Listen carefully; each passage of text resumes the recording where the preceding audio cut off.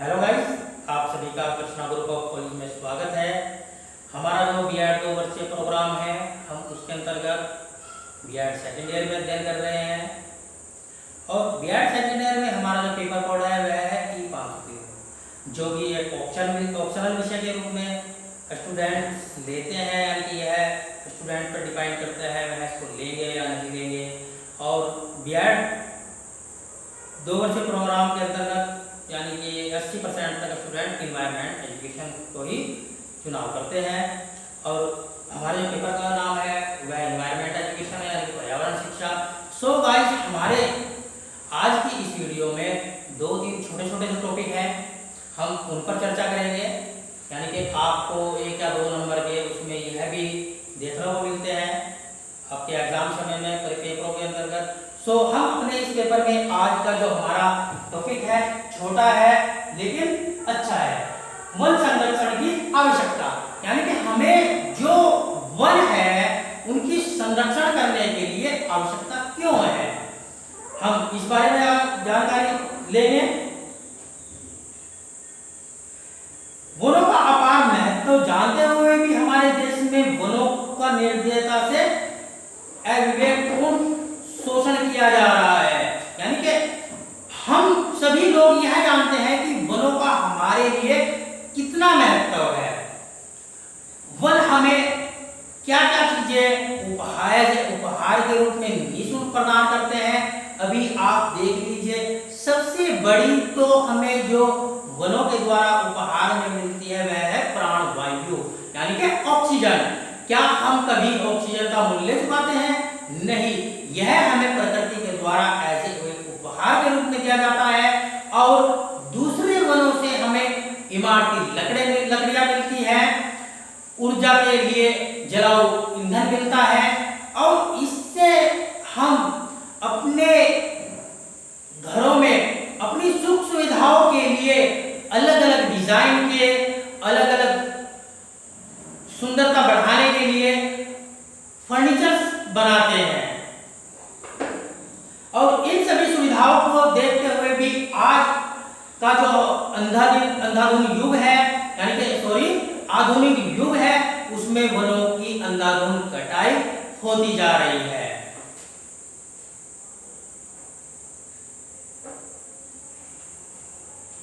तेजी से बढ़ती हुई जनसंख्या तथा उसकी औद्योगिकी एवं अन्य मांगें पूरी करने के लिए वनों का अधिकाधिक शोषण किया जा रहा है। क्योंकि आज भी इस संसार के अंदर बहुत तेजी के साथ क्या हो रहा है, जनसंख्या में वृद्धि हो रही है। और जब जनसंख्या वृद्धि होगी तो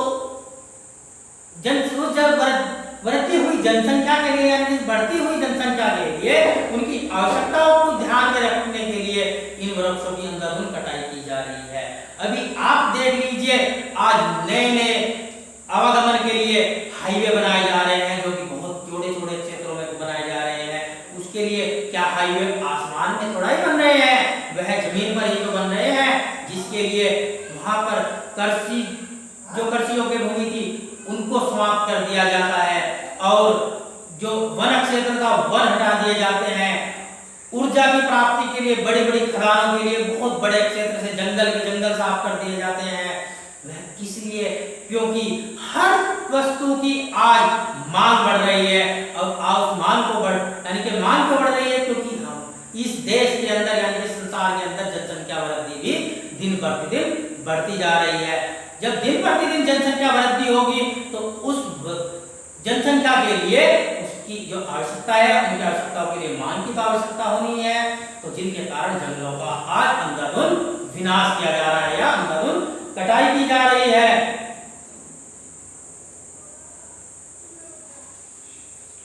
हाल ही में उपग्रह द्वारा लिए गए चित्रों से यह पता चला है कि वास्तविक वन देश की केवल 14% भूमि पर विस्तृत है। यानी कि हमारा जो देश है उसकी केवल 14% भूमि पर ही वन विकसित है, बाकी सभी भूमि वनों से अलग है।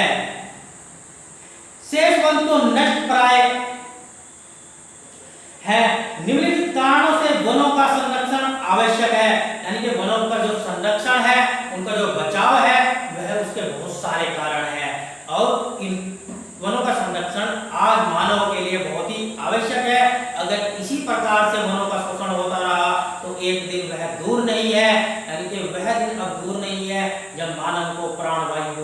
ही तरसना पड़ जाएगा। इसमें नंबर 1 है वन जलवायु तथा पर्यावरण के नियंत्रण होते हैं, यानी कि ये वन ही है जो हमारा पर्यावरण है और जलवायु है उसको नियंत्रित करते हैं। इसीलिए वनों को जलवायु और पर्यावरण के नियंत्रक के रूप में माना जाता है। ये तापमान को मूर्त रखते हैं तथा वर्षा कराने में सहायक होते हैं, यानी कि जो वर्षा होती है उस वर्षा को कराने में ही वनों का ही सहयोग होता है। इसके विनाश से तापमान बढ़ता है तथा वर्षा में कमी आती है, क्योंकि जब वृक्षों का अधिकाधिक विनाश होगा तो उससे क्या होगा, जो पृथ्वी है उस पर तापमान में वृद्धि होगी और वर्षा में कमी होगी। नंबर 2 है वन भूमि का अपर्दन तथा बाढ़ों को नियंत्रित करते हैं, यानी कि जो वन भूमि होती है वह अपर्दन और बाढ़ों को भी नियंत्रित करते हैं। कैसे, यानी कि जब बाढ़ आ जाती है तो वह अपने साथ जो बाढ़ का जल होता है अपने साथ उर्वर यानी कि जो उपजाऊ भूमि होती है उसको भी बहा कर ले जाती है, लेकिन वन उसके रास्ते में आकर एक रुकावट का काम करते हैं जिससे कि उपजाऊ भूमि वहीं की वहीं रुक जाती है और जल उनके ऊपर से होकर गुजर जाता है। इसीलिए वन का संरक्षण इसलिए भी जरूरी है क्योंकि वन जो है वह बाढ़ यानी कि बाढ़ों और अपर्दन पर भी नियंत्रण करते हैं। नंबर 3 है गांव में लकड़ी का प्रयोग ईंधन के रूप में किया जाता है जिससे बहुमूल्य वन संपदा का विनाश होता है, क्योंकि गांव के बहुत सारे क्षेत्रों में आज भी खाना बनाने के लिए या दाह संस्कार के लिए बहुत बड़ी मात्रा में कीमती वृक्षों का प्रयोग यानी ईंधन का प्रयोग किया जाता है, यानी ईंधन के रूप में लकड़ियों का प्रयोग किया जाता है। इसीलिए उन सभी चीजों पर भी रोक लगाई जाए और उनके लिए खाना बनाने के लिए या ईंधन के रूप में उन्हें किसी और साधन की या साधन को उपलब्ध कराया जाए। नंबर 4 है वनों में चरागाह होते हैं। वन क्षेत्रों का विनाश होने से चरागाह भूमि की कमी होती है, क्योंकि वन क्षेत्रों में बहुत बड़े बड़े चरागाह होते हैं जिससे कि पशुपालन किया जाता है और उनसे जो पशुपालन करने के बाद उन चरागाहों से दूध का जो दूध की आपूर्ति है यानी कि दूध की जो मात्रा है उसकी आपूर्ति की जाती है।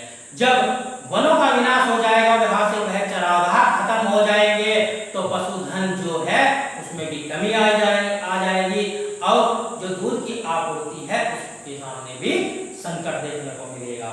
नंबर 5 है वनों में अनेक जीव जंतुओं के प्राकृतिक आवास होते हैं। वनों के विनाश का उन पर बहुत बुरा प्रभाव पड़ता है जिससे पारिस्थितिकी संकट पैदा होता है, क्योंकि जो जीव जंतु होते हैं उनके जो आवास होते हैं वह वनों में ही होते हैं, क्योंकि वह वनों में ही रहते हैं और जब वनों का सफाया हो जाएगा तो उनके आवास तो अचानक से ही रुक जाए खत्म हो जाएंगे। उससे क्या होता है जो हमारा पारिस्थितिकी तंत्र है उस पर बहुत गहरा संकट आ जाएगा यानी कि संकट मंडराने लगेगा। नंबर 6 स्थानांतरित कृषि प्रणाली में वनों का जलाकर भूमि साफ करके उस पर खेती की जाती है, इससे वन संपदा नष्ट होती है। यानी कि जो स्थानांतरित कृषि होती है उसमें कैसे किया जाता है, यानी कि मान लीजिए आज हमने इस क्षेत्र में कृषि की यानी कि इस इतने क्षेत्र में हमने कृषि की है यानी कि फसलें उगाई है, लेकिन कुछ समय के बाद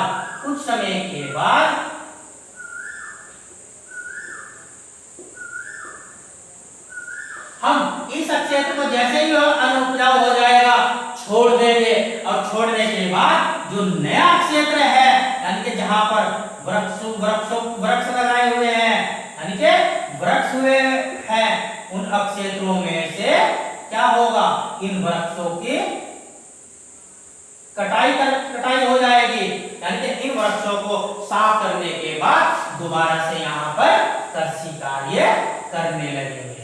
इससे क्या होता है यानी कि हमारे जो वन क्षेत्र हैं वह समाप्त हो रहे हैं, इसीलिए स्थानांतरित कृषि पर भी रोक लगाई जाए जिससे कि वन क्षेत्रों का विनाश न हो सके।